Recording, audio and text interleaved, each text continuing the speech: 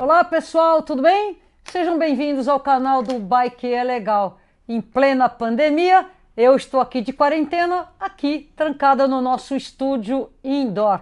Olha que lindas imagens. Essa daqui foi uma viagem que eu fiz entre Berlim e Copenhague, acompanhada de Paulo de Tarso, um dos clássicos do cicloturismo, duas capitais de dois países muito prósperos na Europa. Nem me lembro quantos quilômetros foram, mas uma viagem espetacular. Pois bem, o assunto de hoje é cicloturismo e a pandemia. Mas antes da gente começar o nosso assunto, eu peço que você deixe o seu like, curta e compartilhe esse vídeo, copie aqui esse link e manda na sua sala de amigos de WhatsApp, em especial aqueles que gostam de pedalar e de viajar de bicicleta. Olha só o que acontece. O mundo entrou em quarentena e os turistas que estavam viajando de forma tradicional, com passagens de aviões para voltar, já o fizeram. Foi uma briga. Eu conheço várias histórias de pessoas que ficaram horas e horas e horas tentando negociar passagens com as companhias aéreas e estas, por sua vez, praticando aquilo que a gente já conhece, preços absurdos na hora de remarcar. Mas os cicloturistas que estão viajando no mundo afora, eles não têm essa facilidade. Na verdade, eles foram pegos de surpresa, sendo obrigados a parar a sua viagem, buscar auxílio de qualquer maneira para ter algum lugar para ficar. Nem sempre eles conseguem ficar acampados, ou por questão de clima, ou por questão que o país não está permitindo. Em suma, milhares de cicloturistas no mundo inteiro foram pegos de surpresa e entre eles vários brasileiros. Eu quero aqui agradecer a participação valiosíssima da cicloviajeira Júlia Hirata, que foi quem me forneceu vários dados que eu vou apresentar aqui agora. Vamos falar da própria Júlia Hirata, que eu encontrei lá na cidade de Bogotá há uns 6, 7 meses. Pois bem, ela estava pelo Equador e foi convidada a vir aqui no Brasil dar uma palestra para o dia 8 de março. Ela regressou no dia 6 de março para o Brasil e não conseguiu mais seguir viagem. Pelo menos a Júlia Hirata está aqui no Brasil, junto com seus pais, e dando graças a Deus que ela, por uma sorte, voltou só para dar uma passadinha aqui por São Paulo. Agora, a bike dela e todas as suas bagagens ficaram lá no Equador, em um vilarejo chamado Latacunga. Antes da Júlia, outros brasileiros conseguiram voltar, mas não por causa da pandemia. É o caso do Israel Kaufmann, que já voltou de uma viagem longa que ele estava fazendo já há quase 6 meses. Agora, a peripécia mesmo foi a do Enio Paipa, nosso grande querido amigo lá do Pernambuco, que mora em Janga. Escute só a peripécia que foi para ele conseguir voltar ao Brasil. Eu estava há 1 ano e 10 meses já viajando. Eu comecei uma viagem lá pela Colômbia e estava dando volta na América do Sul. O último mês de pedalada, né? Na verdade, os últimos 15 dias, assim, eles já começaram a ficar muito complicados. Eu estava em Buenos Aires.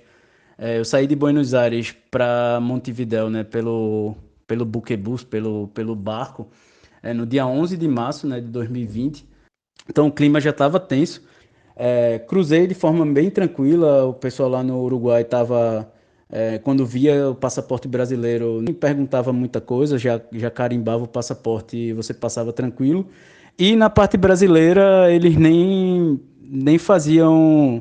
Perguntava se você era brasileiro, tá, tudo bem, já passa, você não enfrentava fila de nada, inclusive não tinha ninguém na hora que eu cheguei, porque eu cheguei muito cedo lá. Mas eu também fiquei achando bem estranho não ter também uma fiscalização sanitária ou de saúde, pelo menos para perguntar se você estava sentindo algum sintoma do coronavírus, ou coisa desse tipo não havia. Eu tive muita sorte de encontrar uma família que me adotou assim, por 2 noites, e lá eu senti confiança de deixar minha bicicleta com todo o meu equipamento aí perto da cidade de Tavares, e peguei um ônibus para Porto Alegre, e de Porto Alegre eu voei para Recife.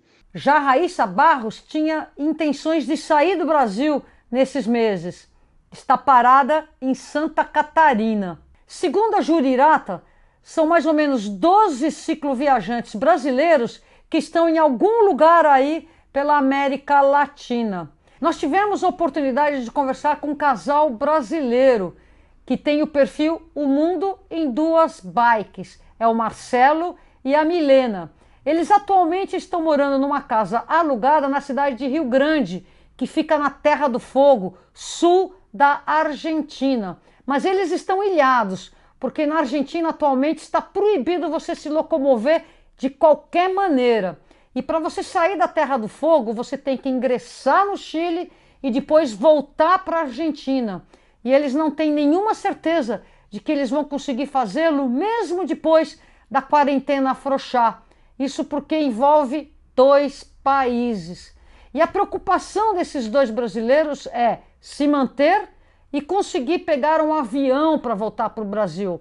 Eles quase conseguiram voar a partir da cidade de Ushuaia, mas esse voo foi cancelado e com isso eles estão realmente em dificuldades. A gente pagou uma casa até dia 12, né? Depois do dia 12 a gente não sabe o que a gente vai fazer.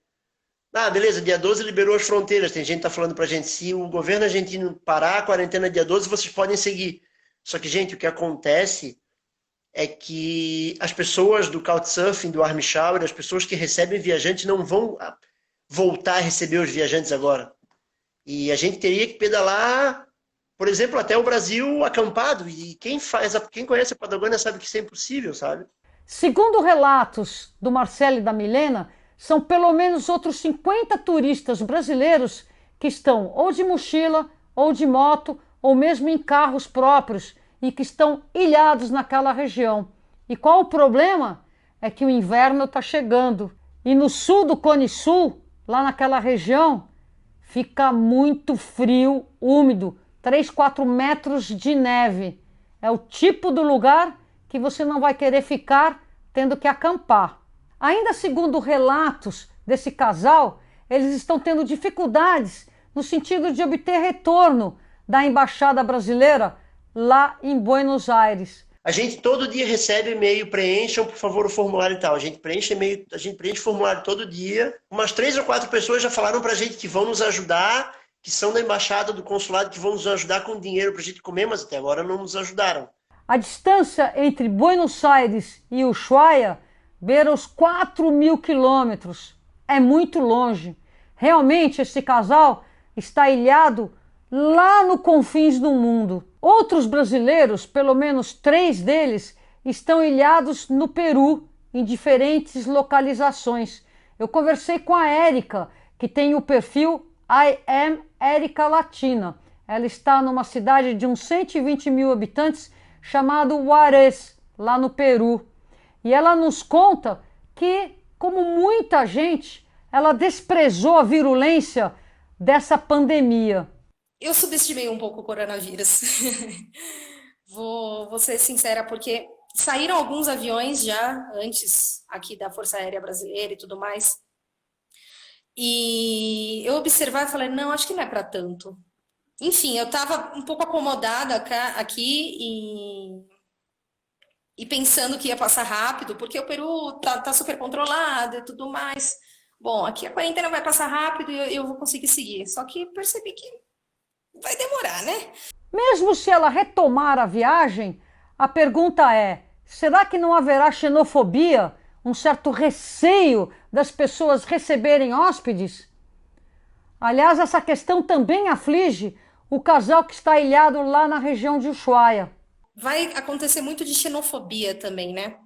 De eu ser de outro país e tá ali, e tá levando vírus, como que chegou aqui? O Brasil tá um caos aí no corona, você tem corona, coisas do tipo. Muita gente vinha atrás da gente e a gente sempre botava o endereço do YouTube, do Instagram, a galera olhava a nossa história, via, pô, eles vendem chocolate, que legal. Eles trabalham de voluntários, o pessoal vinha, vem, fica na minha casa. Há 1 mês e meio atrás isso acabou, há 1 mês e meio exato, ninguém mais convidou a gente para ficar nas casas. E os convites que a gente mandou, foram todos recusados. Muita gente disse, pô, Marcelo, eu queria muito receber vocês, mas agora não dá. Tenho minha família, pais, e tal. São idosos, então, não receberam. Tomara que não mude, sabe, para o cicloturismo, porque a gente estava numa fase muito boa, não nós, mas o cicloturismo. Bem perto da Érica, nós temos o Zagaia. Escute aí o relato dele. Hoje eu tô a 200 quilômetros ao sul de Lima. Aqui é uma cidade litorânea. Eu me vi sem trabalho, sem poder me manter. Então entrei em contato com o consulado brasileiro, que demorou um pouco, mas eles acabaram liberando ajuda, auxílio. Hoje eu me mantenho com a ajuda do governo brasileiro. Eles me mandaram uma quantia para me manter até dia 12. E óbvio que a gente que é cicloturista consegue administrar muito bem, então consigo me manter aí um pouquinho mais do que o dia 12.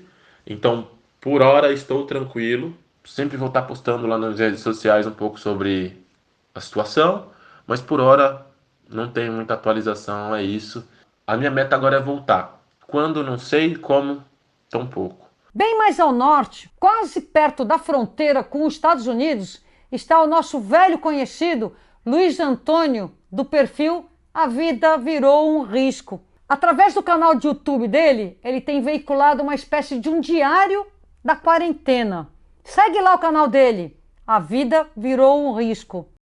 Bom dia, pessoal.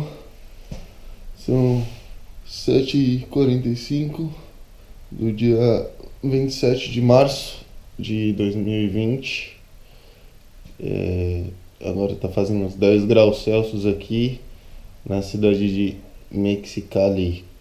O México, que tem uma economia bastante parecida com a do Brasil, calcada numa produção informal, também não está levando a sério, aliás, nada a sério, essa questão da pandemia. Então, os relatos desses cicloturistas que estão por ali dão conta de que está bastante tranquilo o país. Mas é uma calmaria antes da tempestade. E a gente sabe disso. E ele nos disse que uma passagem aérea para o Brasil está custando R$17 mil. Um voo de R$17 mil com 36 horas de duração, com 3 ou 4 escalas de voo, totalmente fora de questão, fora de cogitação no meu orçamento. E eu também acredito que a situação no Brasil é pior eu voltar para o Brasil, porque meus pais vivem num apartamento confinado e eu, em toda essa viagem, vou estar trazendo mais vírus. Eu acredito pelos aeroportos e tudo mais, enquanto que aqui eu estou no deserto da Califórnia, bem isolado. O Luiz Antônio está hospedado numa clínica de um doutor que trabalha com medicina oriental, justamente dos casos de pessoas que têm dificuldades respiratórias. Já imaginou o que vai se transformar essa clínica em poucas semanas? A intenção do Luiz Antônio é, daqui a uns tempos, quando acabar essa quarentena, ingressar e cruzar os Estados Unidos. Acho que a recepção nos Estados Unidos, depois quando abre a fronteira, eu acho que vai ser bom, para ser sinceramente. Eu acho que a xenofobia e essas coisas acontece um pouco... Eu acho que isso acontece somente com pessoas ignorantes e desinformadas. É uma pena o que vem acontecendo aí em países como Argentina, Brasil, Bolívia, Peru, onde eu escutei vários relatos de amigos que estão sofrendo preconceito por serem de outro país, não, que é algo totalmente infundado, porque o vírus não tem nacionalidade. Sem dúvida nenhuma, xenofobia pode vir a ser uma consequência da atual situação no mundo inteiro. Veja só o que aconteceu com um casal de argentinos na cidade do Rio de Janeiro. Era tudo lado, ninguém dá ajuda. Eu não sou obrigado a te ajudar, você é obrigado a ajudar a gente. E tô marcando aqui no relógio, tô dando meia hora, são 3 horas. Por quê? 3 horas. Eles foram literalmente expulsos da cidade e já voltaram para o país deles graças a uma rede latino-americana de cicloturistas que vem ajudando um a um esses ciclistas a retornarem às suas casas. Muito provavelmente você está assistindo esse vídeo no conforto da sua quarentena. E por que eu estou colocando ele no ar? Que é justamente para criar uma rede de solidariedade, todo mundo conversar com todo mundo, para ajudar a situação de cada um desses cicloviajantes. Eu tenho informações que tem vários na Ásia, na Nova Zelândia, e cada um tem o seu perrengue pessoal, um diferente do outro. Porque tem país que está permitindo a circulação, tem país que está proibindo a total circulação e só permitindo a estrangeiros. No caso da Argentina, está proibida toda e qualquer circulação por aquele país. Portanto, esse vídeo é muito mais do que informar, pedir para que as pessoas sejam solidárias e naveguem na internet para saber qual a situação de cada um desses cicloturistas, entrar em contato e ver se dá para ajudá-los, cada um de uma maneira. Afinal, ciclista está espalhado no mundo inteiro e a gente sabe o que é passar perrengue na estrada, não é verdade? Pois bem, espero que você tenha gostado desse vídeo, peço que você curta e compartilhe, deixe os seus comentários, siga-nos no Instagram e também se inscreva aqui no nosso canal, no canal do Bike é Legal. E também proponho que você me siga nas minhas redes, Renata Falzoni, tanto no Instagram, no Facebook, pessoa pública, como também no Twitter. Eu tenho feito uma live por noite, às 10h10 da noite. E foi assim que eu descobri a saga desses cicloturistas brasileiros que estão espalhados mundo afora e que necessitam nesse momento da nossa solidariedade. Valeu? Então já sabe, né? Vambora ficar em casa. Não dá para ficar em casa? Pense bem, não dá mesmo para ficar em casa? Bom, se você tem que trabalhar e seu trabalho é essencial, a você o meu muito obrigada. Valeu? Tchau!